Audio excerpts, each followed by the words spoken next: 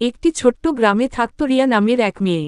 সে খুবই দুষ্টু, তবে তার মনে ছিল অদম্য সাহস।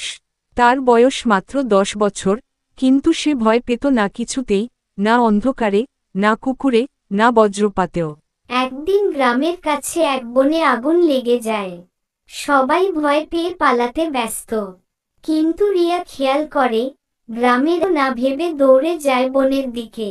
গ্রামের লোকজন তাকে থামাতে চায়, কিন্তু সে শোনে না। আগুনের ধোঁয়ার মধ্যে দিয়ে রিয়া কোনোমতে পৌঁছে যায় দাদুর কাছে। সে দাদুকে পিঠে তুলে নেয়, আর দৌড়ে বেরিয়ে আসে আগুনের হাত থেকে। সবাই অবাক হয়ে যায় রিয়ার সাহসে। আগুন নেভানোর পরে গ্রামের সবাই তাকে ঘিরে ধরে, কেউ তাকে ছোট্ট মেয়ে, কেউ বলে নতুন হিরো। রিয়া শুধু হাসে আর বলে, ভয় পেলে তো কেউ বাঁচবে না, সাহস রাখলে সবকিছুই সম্ভব।